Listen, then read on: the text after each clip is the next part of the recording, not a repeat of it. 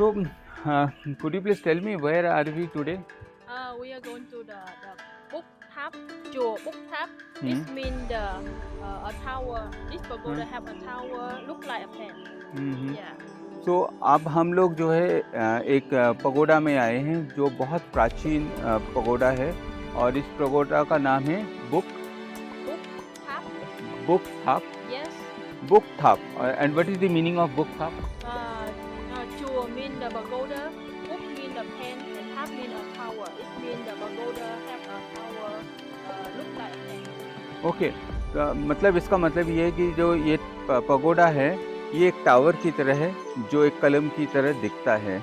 और अब इस पगोडा में हम कुछ ऐतिहासिक चीज़ों को आपके आगे रखेंगे और आप बने रहिए हमारे साथ। Thank you.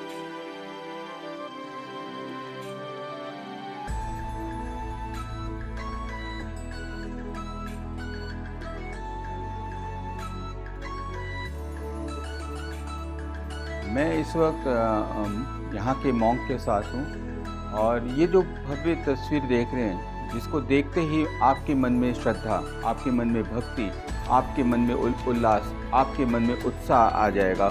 और ये वो तस्वीर है जिस तस्वीर को देख रहे हैं, ये वो मूर्ति है जिस मूर्ति को देख के हम बुद्धा के जीवन को करीब से समझ पाते हैं।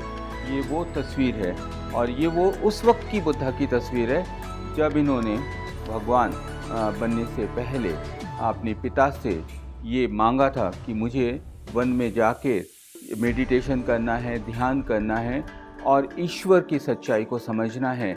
ये उस वक्त का चित्रण इस मूर्ति के माध्यम से आप देख सकते हैं। और यही वो कुछ कहानियाँ भारत की ज़मीन से मध्य एशिया तक पहुँचा, साउथ ईस्ट एशिया तक पहुँचा और जहाँ पर हमने देखा कि इनके जीवन को किस तरह से लोगों ने आगे बढ़ाया। एक और जो है तस्वीर आपके समक्ष रख रहा हूँ। ये जो 3 बुद्धा की जो तस्वीरें आप देख रहे हैं इसमें आप बुद्धा के 3 चीज़ को देख पाएंगे, वर्तमान, भविष्य और भूतकाल।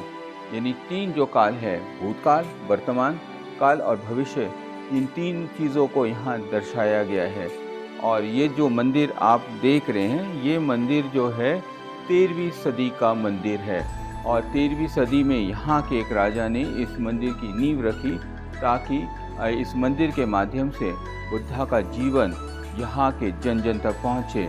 और ये पहला मौका है आपके लिए जब आप किसी YouTube चैनल में इस मंदिर को देख पा रहे हैं, क्योंकि आज से पहले मेरे जानकारी में ऐसा कोई यूट्यूबर नहीं है जिसने इस मंदिर को आप तक पहुँचाया हो, क्योंकि ये बहुत ग्रामीण जीवन के अंदर बसा हुआ है और बहुत महानताओं के साथ है। तो कहानी इसकी और भी सुनेंगे, अभी के लिए इतना ही।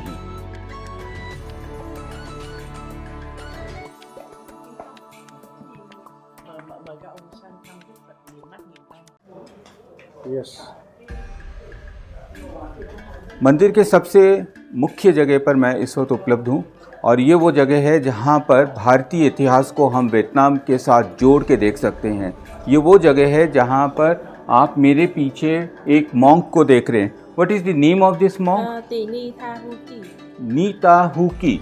ये भारत से आए थे यहाँ पे और भारत में आकर उन्होंने यहाँ पर शिक्षा ग्रहण की और लॉर्ड बुद्धा के बारे में जानकारी हासिल की और इतना भव्य मंदिर में आज वो विराजमान हैं और आप उन्हें देख सकते हैं।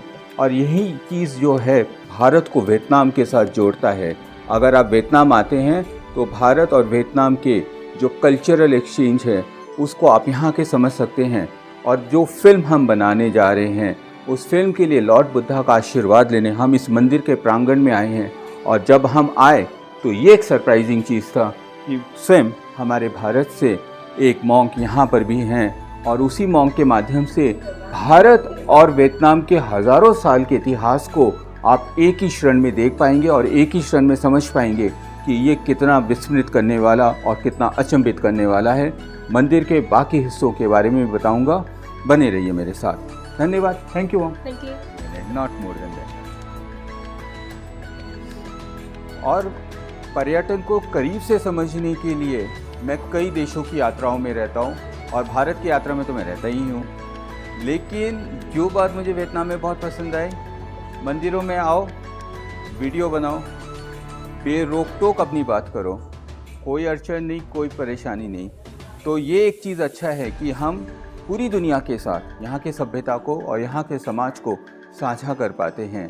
काश भारत के मंदिरों में भी इसी तरह से कैमरे के साथ मुझे बोलने का अवसर प्राप्त होता तो शायद बेहतरीन कहानियाँ मैं आपके समक्ष ला पाता। इन्हीं बातों के साथ आगे बढ़ते हैं।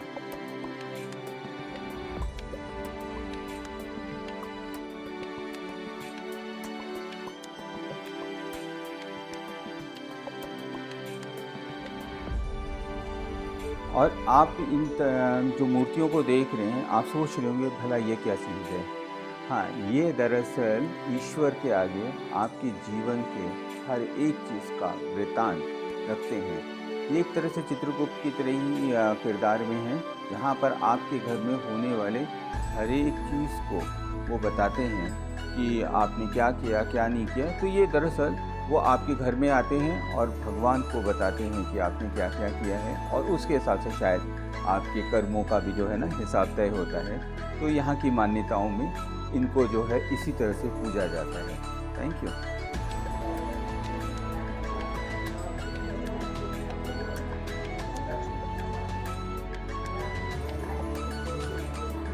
आप जो इस वक्त आप देख रहे हैं ये फाप दाप देवी है, यानी बादलों की देवी।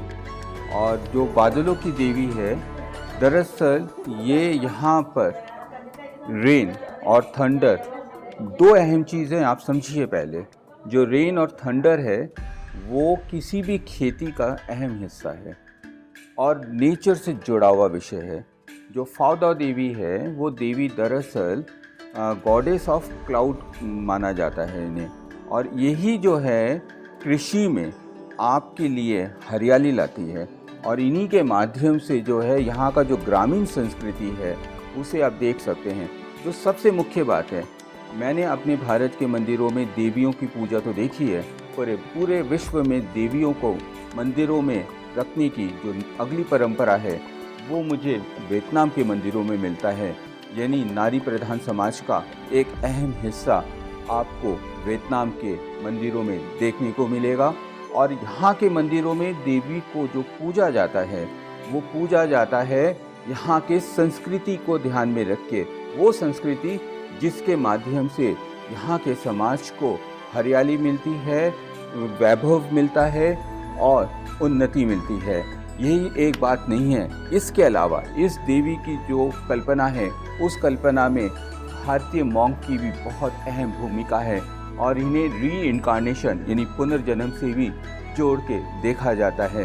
यानी जब आप इस विषय को जब और बारीकी से देखेंगे तब आपको समझ में आएगा कि भारतीय सभ्यता और संस्कृति में जिन जिन बातों को हमने रखा है उन्हीं बातों को आगे ले जाके वियतनामी संस्कृति आगे आके जुड़ती है। इस मंदिर के विषय में मैं और भी आपको जानकारी दूंगा जो आपको बिल्कुल ऐसा लगेगा कि अरे ये तो हमारे कल्चर में है, भारतीय कल्चर में है। तो बने रहिए, मैं आपको इस बारे में और बताऊंगा। धन्यवाद।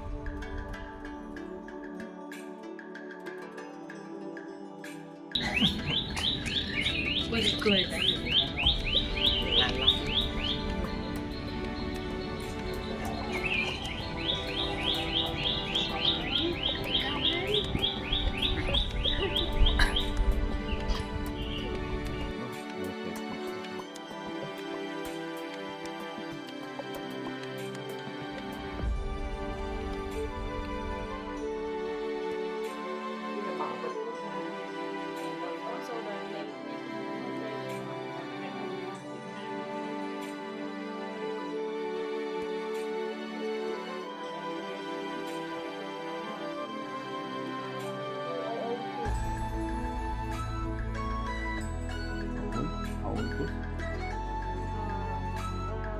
tượng này đã có từ bao lâu?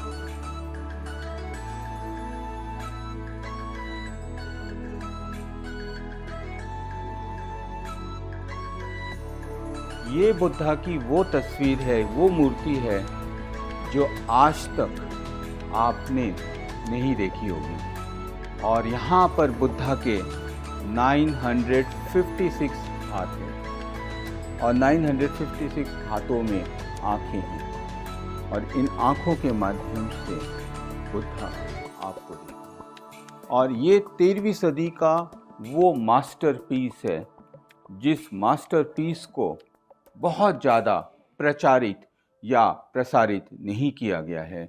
और ये हमारा सौभाग्य है कि हम इस मास्टरपीस के साथ आज आपको इसकी जानकारी दे रहे हैं।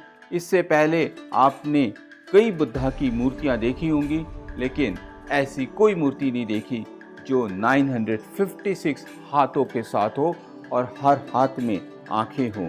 यानी जो बुद्धा ने अपने जीवन का जो भव्य, विराट और जो धार्मिक स्वरूप आपके आगे पेश किया था, उसकी कल्पना इस मूर्ति में आप साक्षात देख सकते हैं। वियतनाम आए तो इस मंदिर के भव्य प्रांगण में आने से मत चूकिएगा, क्योंकि इससे पहले और इसके बाद शायद आपको इतना कलात्मक मूर्ति नहीं देखने को मिलेगी। तो मैं तो बुद्धा की इस मूर्ति को देख के श्रद्धा स्वरूप मैं इन्हें प्रणाम कर रहा हूँ और मैं आगे बढ़ रहा हूँ, क्योंकि भावनाओं के इस में बहते हुए मैं अपने शब्दों को अब विराम देना चाहता हूँ। धन्यवाद।